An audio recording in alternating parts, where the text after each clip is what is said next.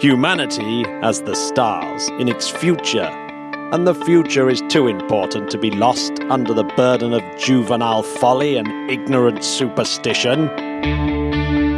The Interplanetary Podcast. The exploration of space for the benefit of all mankind. Your hosts here in London, Matthew Russell and Jamie Franklin. Take a bow, Isaac. Isaac Asimov. It's a great quote. One of my favourites. Really is. So I've got an interview later on, Jamie, that I did with the guys down at Goonhilly. Yes, the Goons. So yes, a chap called Eddy Search took me round the facilities. So it's one of those ones that is going to be interesting as a podcast because he's talking about lots of different bits within the facility. So you have to use your mind's eye. Oh, yes. But I will be but I did take some pictures as I went round so that you can refer to what he talketh about. Beautiful stuff. Okay, well, let's listen out for that. And before we get on to the quite comprehensive space news this week, of which there is much, I was reading an article, Jamie, in the Journal for the British Interplanetary Society about using miniature magnetospheres to protect spacecraft from radiation. Of course you were. It's just the kind of thing you do on your time off. Sunday afternoon. It was a little bit rainy. There, with my pipe and slippers and smoking jacket, reading Geodesy. And I came across this article by Ruth Barnford of the Rutherford Appleton Laboratory. And it's ever so good. I wish I worked in the Rutherford Appleton Laboratory. Sounds like a nice place to be. One of the biggest problems, as we know about space exploration, Jamie, is what? It's probably people shitting in space. Other than the toilet issue, which obviously is a big deal, what else? Come on. Well, explosions. Explosions. What about radiation? Radiation. It's a big one. It's a big one. Radiation, Jamie. See, here on Earth, we're protected from it. We're protected from... So on Earth, we tend to have just the decay from heavy elements like radium and uranium and gamma rays and X-rays and things like that to worry about, right? And they're no big deal. And of course, obviously, we've evolved to cope with them, I suppose. But the Earth, what does the Earth do? The Earth protects us from radiation out in space. Now, radiation out in space is ridiculous because there's all these things happening in the centres of suns, black holes, pulsars, quasars, supernova explosions. And all those things basically chuck out protons, alpha particles, and the heavier nuclei, like things like iron. They get their electrons stripped off, and the nucleus of the iron atoms gets flung out into space at ridiculous speed. So you can imagine all this stuff flying around like bullets. Well, in fact, much faster than bullets, with higher energy, etc., etc. And these energies go up to mega electron volts, and sometimes up to hundreds of giga electron volts. Jeez, which is very bad for you. That's crazy, isn't it? Yeah. So astronauts in the Apollo era saw blinding flashes of light when the high-energy particles hit their retina and things like that. So it's incredibly bad for solar panels. It's incredibly horrible on human tissue as well. So you've really got to do something about it. What are we going to do then? From the 1950s onwards... and we've talked about Explorer 1 because we had the 60th anniversary of it quite recently. Explorer 1 was the first to kind of really start looking into this problem of space radiation and actually seeing exactly what it was like and why we're protected. And it started mapping out the fact that the Earth was creating this magnetosphere as a protection for us all here on Earth, obviously by complete coincidence. But this magnetosphere protects us from all this violence out in space. And so the idea of using this same kind of phenomena called active shielding, using a magnetosphere to protect a spacecraft, has been around since those times. And there's even pictures of things like the Starship Enterprise with this system in place. That's right. But when anyone's done a proper survey into this sort of thing, it always looks to be completely impractical. It's too expensive and too bulky. But this study seems to suggest that there's some hope. Finally, a bit of hope. Yeah, so I was trying to think of an analogy that I could get my head around this. But basically, in all previous studies, they've treated all these particles, these high-energy particles, as being discrete particles being fired at you like a bullet, and you trying to use like giant magnets to bend the bullet's path away from you. And obviously, if you were to do that in real life, you would need very, very powerful magnets, right? Mm-hmm. But what if those bullets were sort of contained in a water cannon? Maybe the effect of the water surrounding the bullets actually helps you deflect them away easier. So I think that's the analogy that kind of works. I mean, obviously it's way far from what's actually going on here. But I think this study, instead of treating it like individual particles, it's treating it like a plasma. And they've discovered that really you don't need as much energy and bulkiness as you would have previously thought. And they've tried to verify that in laboratory experiments in solar wind tunnels, for example, and computer simulations. But also, these things actually occur naturally on the surface of the moon. Right. And create these things called lunar swirls, which are beautiful. Ooh. And there's two spacecraft that have revealed these lunar swirls in pretty amazing detail. And that's the Chinese Chang'e 2 and the Indian Chandrayaan-1. So they've been looking at these, and these little pockets of very kind of weak magnetospheres that are on the surface of the moon, which are just these little anomalous sort of anomalous kind of rocky outcrops that create these weird magnetospheres, and they're protecting the surface of the moon so that the surface of the moon is whiter in patches because the solar wind never discolours it, because it's being bent around. So they've looked at some spacecraft design by Mark G. Benton that he published in AIAA in 2011. Yes. And they think that, you could probably do it with 20 kilowatts of power and superconducting magnetic coils that only weighed about 3 tons, including the cooling. Right. And that should get the particle flux down by 20%. And if you were to pump plasma back into that, you might be able to get it down to 80 to 90% deflection, which would protect the astronauts massively. Yeah, that absolutely would. Blimey. Okay. This paper seems to suggest, although they did admit that this kind of fluid dynamics and is unbelievably complicated. The mechanisms are ridiculously complicated. But they think that maybe active shielding, deflector shielding, is coming of age. And that we may only be 10 years away from actually having a fully functional active deflector shield for our spacecraft. Wow. That's not that far. No, it's not, and it's mainly due to the fact that there's a lot of progress in convergent technologies. So you have, superconducting technology has been improving year on year, and the ability to do things like liquid deposition of multi-layer coated conductors and stuff like that. So it looks like we might actually start seeing this technology take shape, which will be very good news for deep space exploration and human exploration, because at the moment it's a bit of a non-starter until you can sort that radiation problem out. Yeah, that is really great news. I mean, we're all up for safety in space, aren't we, Matt? And it looks like it's going to be a big thing. It's a big thing. So that was a really interesting article. So yeah, if you get the chance, you can download the JBIS articles from the British Interplanetary Society website. They're always worth a read. There's always some very interesting stuff in there.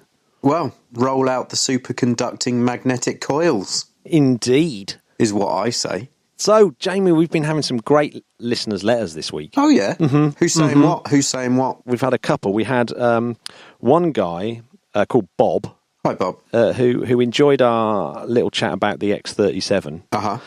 And he's been taking pictures, and it kind of sounds like he's been leaning out of his window with an iPhone and managing to capture glimpses of the X-37. That's really impressive. It's funny because it's like those satellite pictures that you see where it's a star field with a streak across the sky. But it's quite phenomenal, isn't it, that someone nowadays can lean out their window with their phone and take a picture of one of the world's most secretive satellites. Maybe Apple are missing a trick. maybe that's how they should promote their phones. Absolutely. And I don't know whether he took it with his iPhone. Actually, he just said phone. Yeah. So it may have been an Android, a superior Android phone. Poor Perhaps. guy. I'm here for you, Bob. So, he's definitely got an Android. I mean, if we were to go by base rate statistics, he's almost certainly got an Android and not an iPhone. Anyway, yeah, well, we could always look at the metadata and find out. But I put a link to his little photos. Cheers for that, Also, Bob. Brilliant. Yeah. We've got a bit of space news that one of the listeners has emailed in. He thought it was worth pointing out that Ariane Space, the European Space Agency's basically ride into space, I suppose, our native rocket program, is having a bit of a rough ride at the moment. Oh, what's happening? Well, remember a few months ago, it had that anomaly where it basically went off on the wrong trajectory because it wasn't programmed up properly. Well, that satellite that's going to take a long time to get into its correct orbit and burn up a lot of fuel, it looks like that is going to be a $108 million insurance claim. Ooh. For the Yarsat, by the Abu Dhabi-based Yarsat. That's quite Yarsat a big claim. 3. Yeah. So, that's not great, because they reckon they're going to lose 43% of revenue. And it's nowhere near going to get to its 15-year design life as it's used so much fuel to get into the correct orbit. Someone's in trouble. Yeah, as we were discussing with David Baker last week, it's quite hard to change the plane of your orbit. Although he, that was really interesting, wasn't it? That Buzz Aldrin wrote all those really interesting papers about orbital mechanics. Yeah. Buzz is the man. He really is. Yeah. I actually listened to that interview several times to try and get my head around it. Brilliant. Incredible. Yeah. But not only that, Ariane 5, unfortunately, has also had one of its launches cancelled as well. So this is GSAT 11. Because of GSAT 6. So we reported a few weeks ago that the ISRO lost contact with GSAT 6. So it's still up there. And actually, in this next interview, you'll hear about how they sometimes try and get recontact with them, which is very interesting. But that seems to be lost. And therefore, the ISRO are recalling that satellite to see if they can sort out that problem. Ouch. It seems to have been part of a much bigger political problem where private broadband and the ISRO might not be mixing very, very well. So, it's not great news for the Indian space, and it's certainly not good for Ariane Space, whose next launch now won't be until July. That's quite a while. Yeah, which will be some more Galileo satellites, which, of course, poor old Blighty may not be part of in a few years' time. And not only that, OneWeb has shifted the debut launch of its satellite mega constellation to the fourth quarter of this year. So the first, So the first 10 satellites of the initial 900 they're going to launch. It's ridiculous. That is amazing, isn't it? Will be near the end of this year. Last quarter, rather than soon. Anything with mega constellation in gets my vote, Matt. I think we should have an interplanetary mega constellation. You reckon? And call it Valis. and control people's minds. Oh, yes. With pink light. This song's called Pink Light.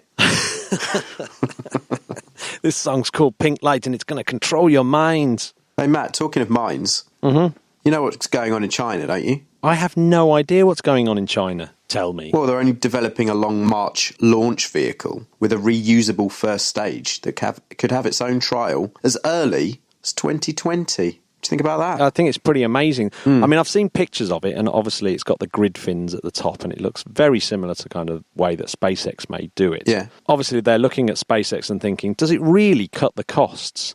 Because in China, do you know, there's a kind of view that SpaceX... because of America's obsession with trying to get this reusability, that they've opened up a window for China and Europe to make their launch vehicles more successful in the meantime, because we haven't been doing that. So that it looks like this Long March 8 medium lift launcher is really just there to test the whole SpaceX hypothesis. They think that it's going to reduce costs. They don't think that's a done deal. Yeah. Because SpaceX are the only people that have done it. We've only got their word for it. Right. Yeah, that's interesting. Yeah, I don't know. I mean, it seems like they're a way behind, but they could be quick to catch up, Matt. They'll catch up. They'll catch up big time. Made in China. What's been going on in private space this week? Well, it's all about Blue Origin, isn't it? Oh, Bezos. New Shepard system. 8th time this Sunday. Launching from West Texas. Pretty amazing. Just banging them out, isn't it? Yeah. We were saying, Matt, how long are we away from us being able to, buy a Blue Origin ticket? Send us up. Well, if we're willing to become test passengers, it might be the end of this year. If you're listening, Bees. If you're listening, Mr. Bezos, we're quite willing to become test passengers. And of course, we shall wax lyrical about our experience on the podcast, thus reaching tens of people to advertise your services. If you want promo, you know where to come to. If you want a key influencer, you've got to. Now, I did enjoy their webcast because it was hosted by Ariane Cornell. Ariane? Yeah, and I think that's funny, isn't it, that a rocket company should have a presenter with the name of a rocket. That is brilliant. Yeah, her middle name's 5, apparently. Ariane 5 Cornell. Wouldn't it be great if her surname was Dreamcatcher? Oh, yes, Ariane Dreamcatcher Cornell. I'd love that. Maybe we should suggest it to her. Might send her a text. She needs to change it by deed poll. So we might see commercial services at the beginning of next year. Cool. People might actually be paying to go up in that thing at the beginning of next year. How much do you reckon a ticket, Matt? Well, I think Bezos has suggested it's in the running with competitors. So that's 200 grand then? Yeah, I'm assuming he means Virgin Galactic. So, 200 grand, 250 grand, something like that.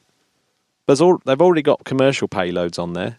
NASA sent some stuff up, and I noticed the German space agency, DLR, sent up quite a few experiments for microgravity experiments. It's quite cool. That's very cool. Well, guys, we have a Patreon page. We just need £199,999 to go. Well, that's each. Yeah. So we actually need a bit more than that. Well, unless, Matt, you want me to go, and I'll just tell you what it's like. How much is it? 200 grand? Yeah. If we only raise 200 grand, who's going to go out of us two? Well, it's got to be me, because I've got no kids, so if I blow up, it's okay. Oh, yeah, true. Okay. You've got a family to look after, Matt. Well, you're more dispensable. I am. That's what you're saying. But if I know our listeners, there'll be dozens of people very sad. What else is happening in human space? Well, our mate Eric Berger at Ars Technica.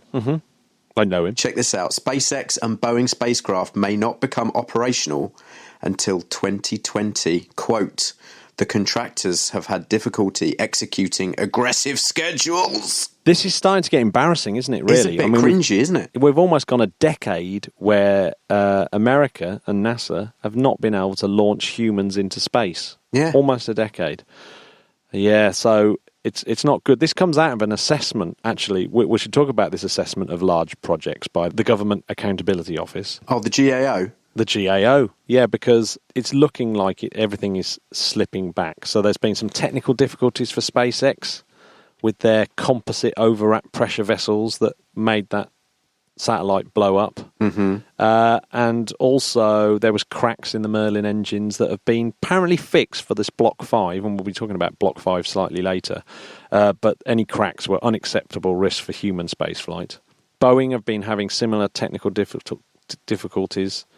Their Starliner spacecraft tumbled in simulations. So they're going to hopefully have some form of pad abort flight test soon that will mean that they can iron that out. And NASA's not convinced by their heat shield either. That's the thing that protects the parachutes, and it may damage the parachutes as it pulls away from the spacecraft. Yeah, so you want to get that right. they've got to sort those problems out. Yeah, and apparently if they can't get it right and it requires a redesign, then that schedule's going to slip another 6 months, which is not good news at all, is it? It isn't. Optimistically, the first time we might see a Starliner is August of this year, and the same SpaceX, we might see it in August as well, with both hoping for November and December crew tests, respectively, at the end of this year. But that's looking optimistic now. Well, we're going to keep our fingers crossed. That's what we're saying. And the overall conclusion, by the way, of this Government Accountability Office report was that NASA are having real problems, and its performance on major projects has deteriorated, with an average launch delay now for 12 months. Yeah, and it's the worst that it's been in the 10 years that it's been assessing NASA. I reckon they're going to pull it back. They'll pull it back, yeah. Well, maybe this is the shot in the arm they need, a nice bit of criticism. Exactly. Well, Matt, I'd like to talk about the Moon versus Mars. Okay, do it. NASA has ceased work on its only lunar rover, the Resource Prospector. That's a good name, that, isn't it? Yeah, it is nice. Raising concerns among some scientists about how serious the space organisation is about fulfilling President Trump's recent vow to send astronauts to the moon.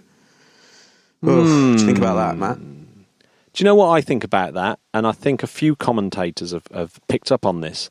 This might be people who are kind of anti the current administration lining up the dice so that when the next administration comes in, they can cancel the trip to the moon and quickly switch the focus back to Mars. That might be one of the reasons. Yeah, or it might just right. be... It might just... Because the timing is suspicious just at the time when Bridenstine got kind of made head of NASA, and he's such a moon nut. You'd expect like almost a crisis for him right out the blocks. Yeah. Yeah, we'll see. It might just be the fact that they're turning round to commercial space to do those lunar rovers. You just never know. It could be. Well, watch this space, literally. One of my favourite stories of the week, Jamie, is that ESA and NASA have both agreed at the ILA at Berlin to investigate bringing Martian soil back to Earth. Ooh. Man, this is hard to do. You need at least 3 missions to do it. How come? Well, I'll explain roughly how they're thinking of doing it. You've got the 2020 Mars rover and ExoMars rover, which is 2021.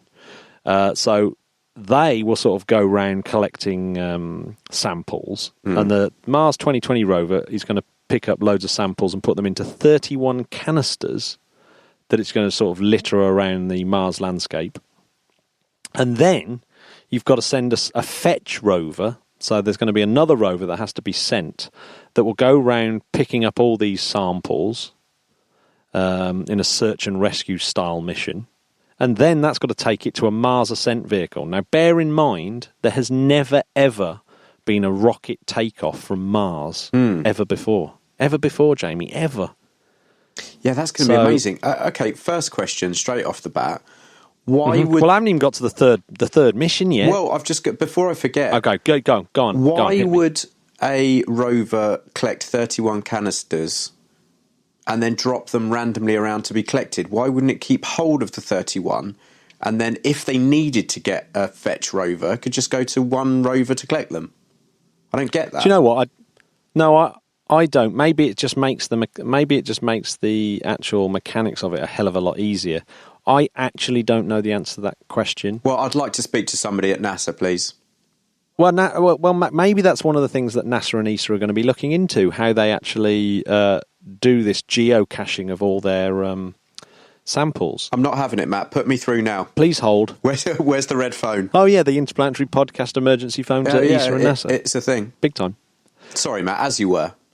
So there's a third mission that you then, once you've got this Mars ascent vehicle, that just gets the football-sized container into Mars orbit. You've then got to send another spacecraft that gets into Mars orbit, rendezvous with the container, and then brings it back to Earth, where it's then got to survive re-entry and land somewhere in America for collection.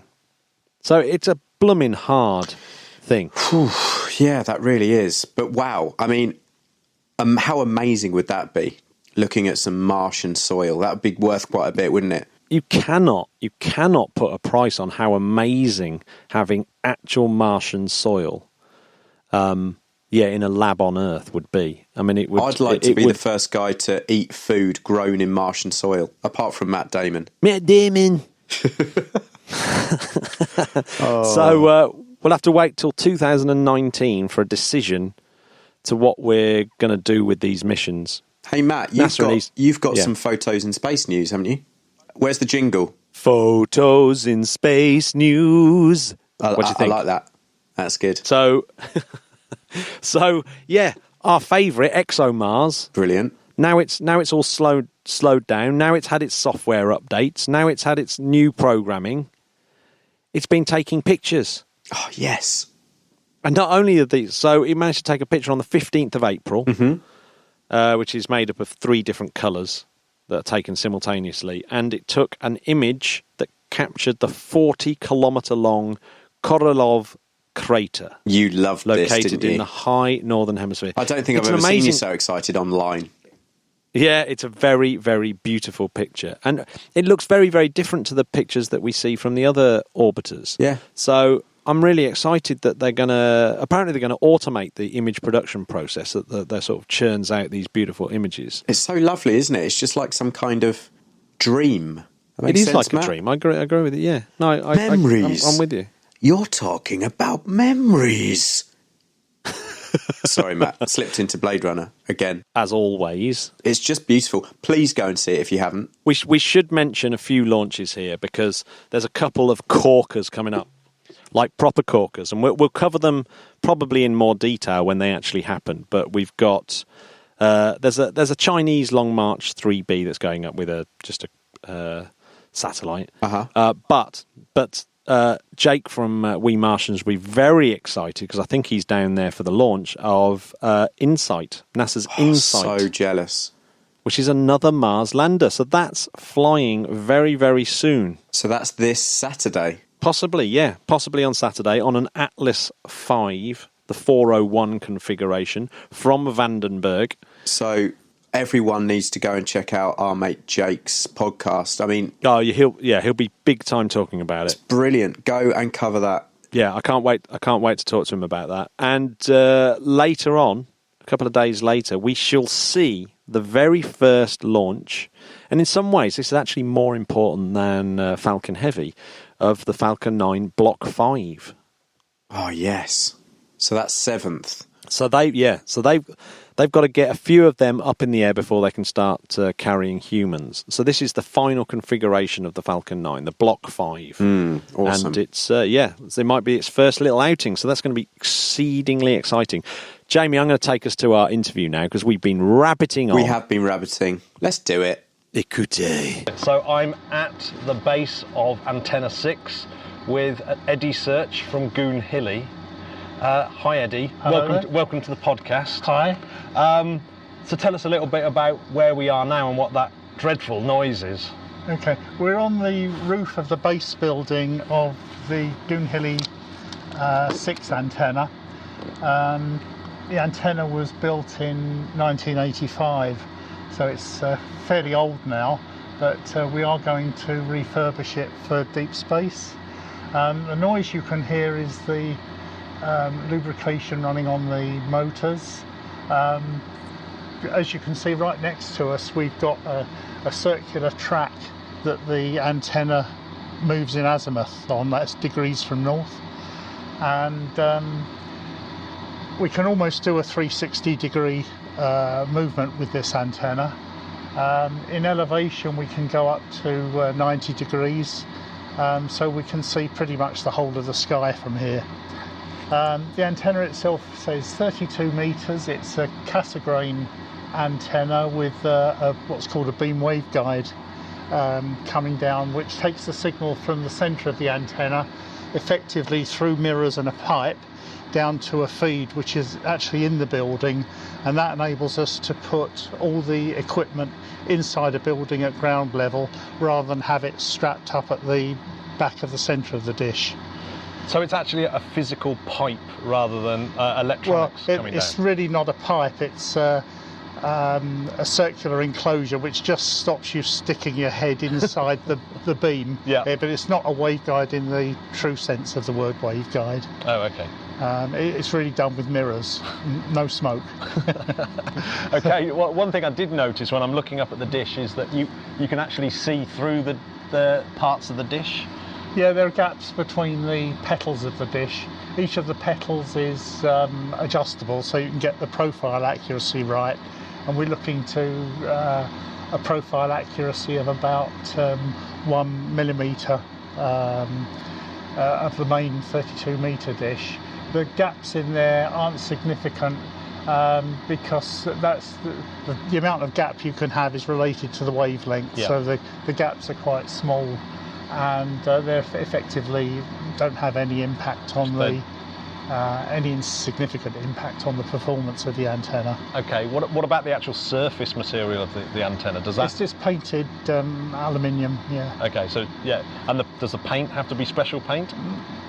Only from the point of view that you don't want mould and horrible things growing on the dish with the weather that we get at Goonhilly, because we're quite near the sea as well, so the corrosive impacts of salt and the wind, we need to make sure that the antennas are painted with the right sort of paint. Yeah, I mean, I can see there's quite a bit of rust, but presumably it's all... That's all going to be dealt with under the refurbishment, because we went for a number of years where the initial plan when BT had the site was to demolish all the antennas.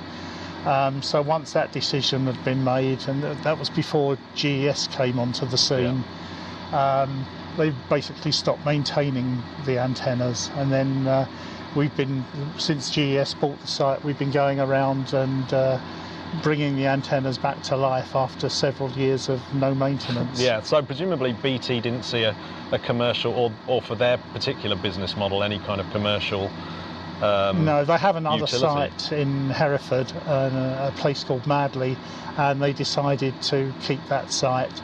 And the original plan, as I understand it, from BT was to turn this place into a wind farm and demolish all the antennas.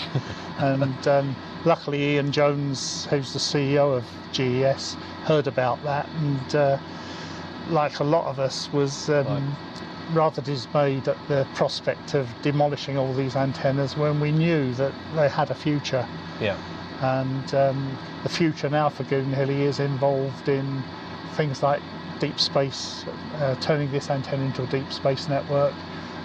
Two of the other antennas, which we can see from here over in that direction, is Ariel 3, which is at this moment pointing straight up into the sky. We're going to adopt that one for radio astronomy, turn it into a radio telescope, and also perhaps use that for deep space as well. And Ariel 1, which you can't see from where we're standing, which was the original antenna on the site, built in 1962, that antenna is also going to be used for radio astronomy. So is there any other bit that we can look at? Yeah, we can go inside. Okay, so we're back inside, slightly different noise now, inside the base building of Goonhilly 6. So yeah, tell us a little bit about this, Eddie, if you can. Okay, well, in the centre of the room we've got a grey box which goes right up to the ceiling, and through the ceiling is the feed, which through those mirrors connects to the antenna through the beam waveguide. In that grey box in the middle we've got a rather complex feed which at the moment operates at C-band and KU band, dual polarisation, transmit and receive on each band, so it's quite a complicated feed. So on the four sides of the grey box we've got two polarisations for C-band transmit.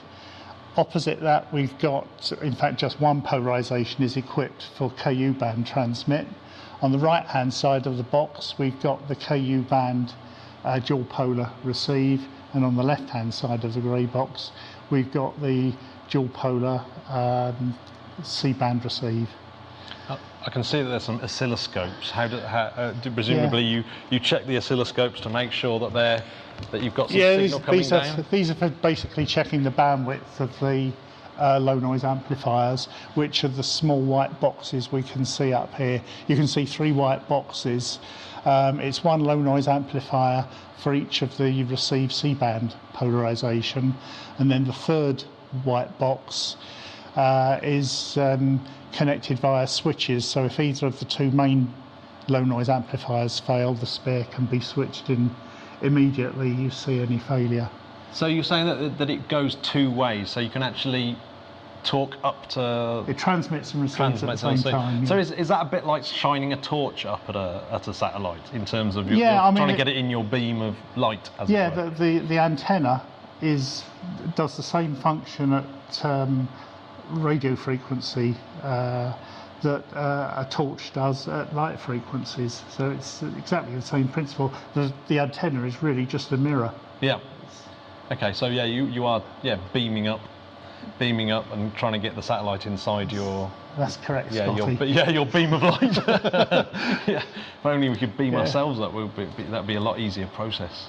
Yeah, and then between the low noise amplifiers, you've got RF switches. These are waveguide switches, and they have to transfer over or switch over within just a couple of 100 milliseconds. The reason for that sort of goes back to the days when we used to use satellites for all the international telephony. If the waveguide switches changed over too slowly, then all the telephone calls through the international exchanges would drop out. Right. And the telephone exchanges are only designed to have random receipt of phone calls. If you were to, say, drop, say 960, in the old analog days we used to have 960 channel carriers. If one of those was to drop out for more than a couple of 100 milliseconds, you have the risk of then 960 phone calls all dropping at the same time. They would then all try to redial, and that could overload the international telephone exchange, because it doesn't expect that number of calls to arrive at one time. And then that congestion of the international exchange would then go on for hours afterwards, after the event. Yeah, that's absolutely crazy, isn't it?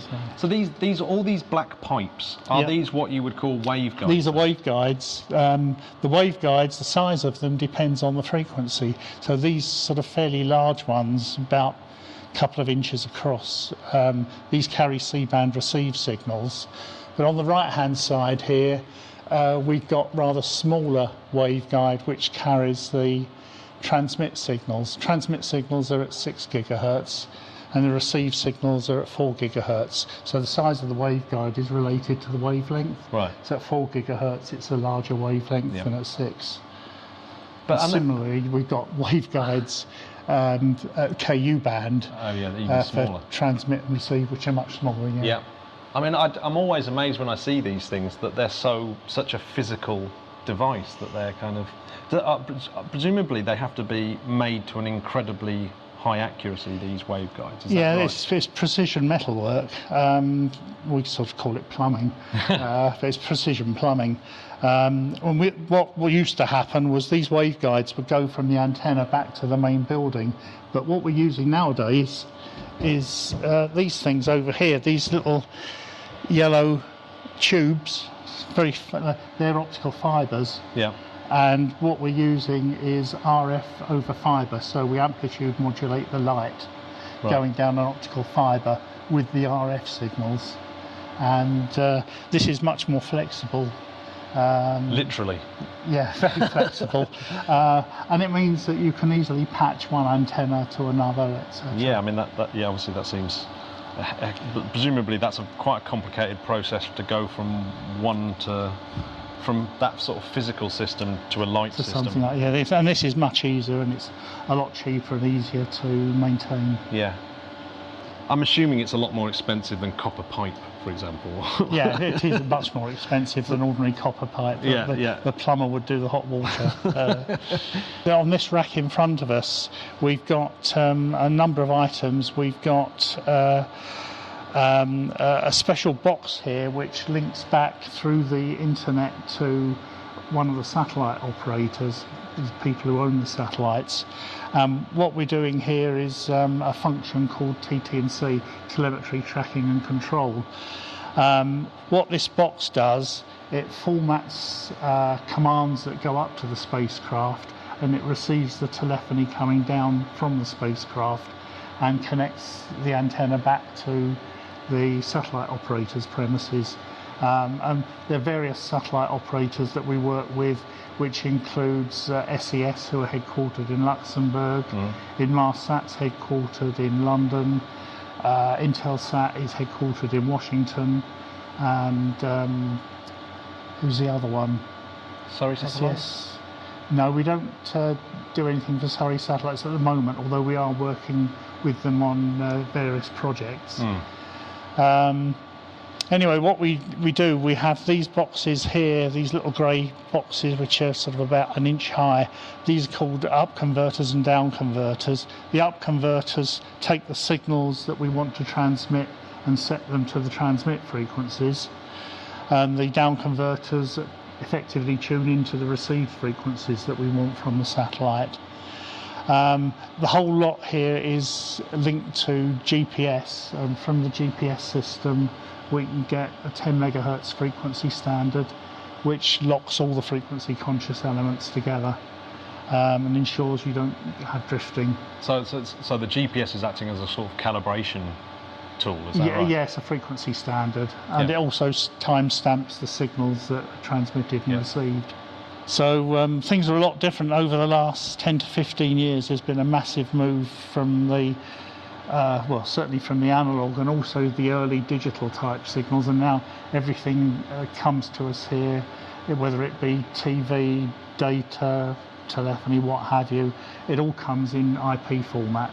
Right. So we just deal with IP signals, and we don't worry too much about what the content is on those IP signals. Just over here we've got 2 units about 5 inches high each in this rack. These are high power amplifiers, they're KU band amplifiers, and these can take the signals up to several hundred watts to transmit up to the satellite. Just on the other side of the room we've got some 3 kilowatt travelling wave tube amplifiers, which are used for the C-band signals. So they can give us an EIRP or equivalent isotropic radiated power of around 90 dBW with the antenna gain, which is around 63 dBi. Right. Just behind us, if we walk over in this direction, we've got the antenna steering system. This is the original antenna steering system. It was made by Mitsubishi, a Japanese company, who were responsible for the system here. It's 7 racks of equipment. The logic in it is all relay logic. This was all designed before you had sort of chips which you could use, but you can see the relays through the glass panels on the racks. Computer over here is a step track computer which drives the antenna in azimuth and elevation. So the step track computer, it takes small steps away from the satellite in each direction, left, right, up and down, and it determines whether the signal strength is going up or down, and thereby it can maintain a picking up on the satellite to track it. Right. What happens when you first switch that on is that it goes into a 24-hour learning period, because the satellite moves in a regular pattern each day. It's called a figure of 8. It sometimes does look like a figure of 8. Is that an analemma type thing? Right, yeah. Is it a similar sort of... It's a similar sort of thing, because what happens with the satellite, you've got a north-south movement, which will happen because the satellite's not exactly on the equatorial orbit, and there's an east-west movement in the orbit because it's not perfectly circular. Yeah. So the east-west movement every day and the north-south movement gives you that figure of 8. But sometimes it can look like it's like a Lissajous figure on a scope. Yeah, right. The 8 can turn into a circle or a straight line. Right, yeah, okay. So, and that's because is that because of the position it's supposed to be in, or because it's never quite It's perfect? because it's never quite perfectly in that Where it should be, orbital yeah. location where it Yeah. should be. And what happens is the satellites use up the fuel, rather than use fuel to keep the station keeping exact. Yeah.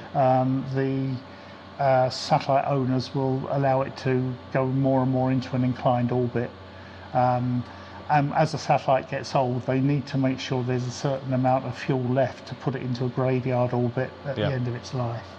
Yeah, that's a fairly newish thing, isn't it? Because obviously that's space debris problem, presumably. Yeah, on the geostationary satellites, they go up into a higher orbit rather than the space junk that you get with the low orbiting satellites near where the International Space Station is. Because the low orbit satellites and the space station, they're only a couple of 100 miles high above the Earth's surface, whereas the geostationary satellites are 22,300 miles or 36,000 kilometres up. So if you've got a satellite that's, say, aging or going wrong, could that be something that you'd actually pick up somewhere like here, because it would be drifting outside of its Yeah, well, you see what's parameters? happening in terms of the monitored parameters. So all the monitored signals come down from the satellite on a beacon, which is the same signal that you also use for tracking. So you can see what's happening in terms of the bus voltages, fuel tank pressures, etc. Yeah. So you can look at the trends to see if things are going to happen. What you can't do is a sort of catastrophic failure. Yeah. You can't can't do guarantee anything that. about I think that the Chinese space station that came down the other day, that they couldn't do anything with that because they'd lost contact with it. So there was no communication, so they couldn't do anything. But if you've got communications, you can usually do things, and the operations they do on the spacecraft are very carefully planned out, well in advance. I mean, if you lose contact with a satellite, how easy is it to, well, or how hard is it to try and regain contact? Because the Indians really did GSAT-6A or something this last week, and after a couple of manoeuvres they lost contact with it. But I've heard about that before, and they've managed to recontact it and then control it. Well, one of the things that we have to do in terms of the TT&C activities, telemetry tracking control, is we have to have a significant margin of extra power, so that if the satellite loses the signal from us, then we can actually increase the power towards the satellite, so that there's a better chance of it receiving our signals and getting it back into control. Yeah. So typically we might operate at an EIRP of, say, 72 dBW for TT&C, but we might have to go up to, say, getting on for 90 dBW, which is nearly 20 dB more, so 100 times more power, to try and regain control of that spacecraft.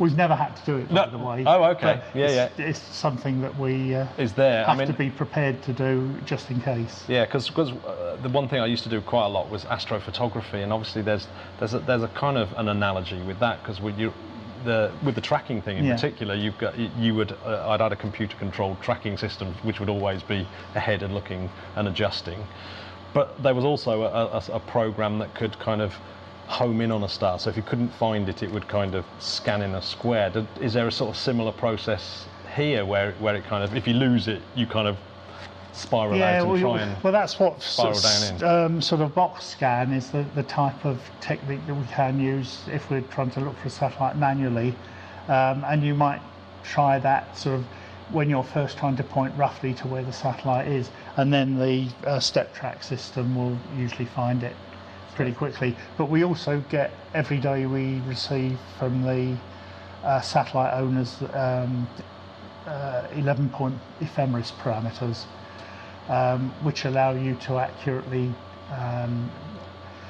work out where you should be pointing to in the sky, so in azimuth and elevation, and we can calculate that for any time of the day, and the ephemeris parameters will go for typically a week, so that we can get a very accurate prediction to within a 100th of a degree in azimuth and elevation as to where to point to.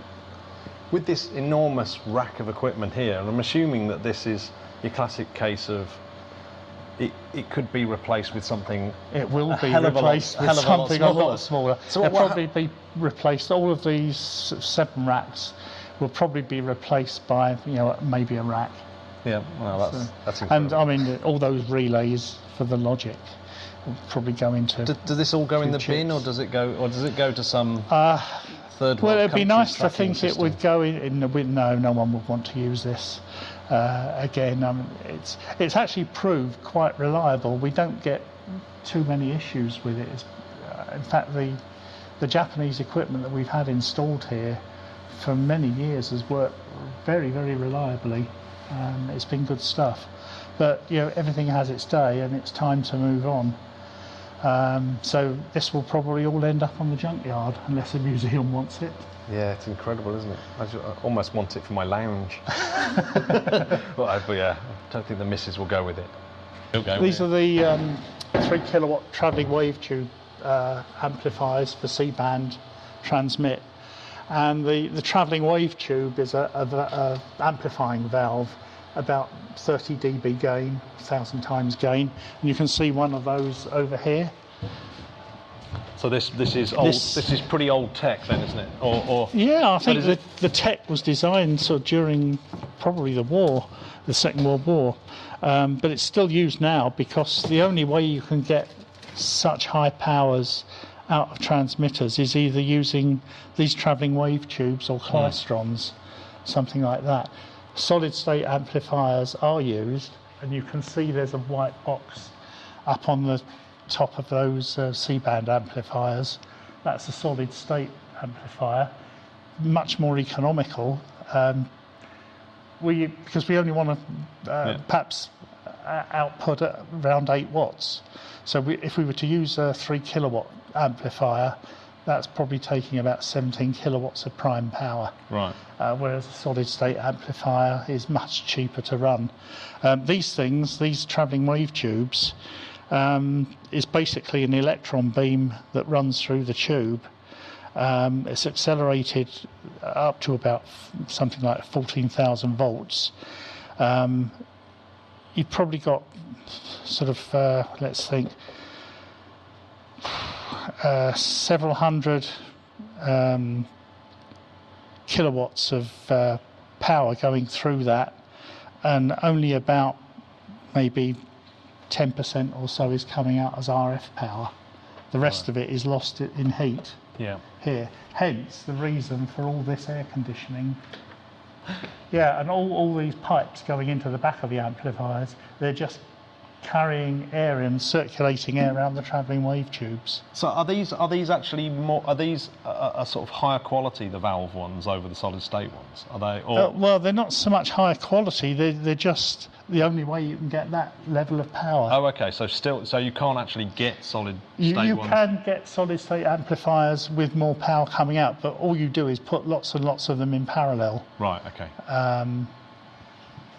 But it's a very expensive way of doing it then. So there's a break point between sort of where you go from solid state to where you go to vacuum tubes. Right. Yeah.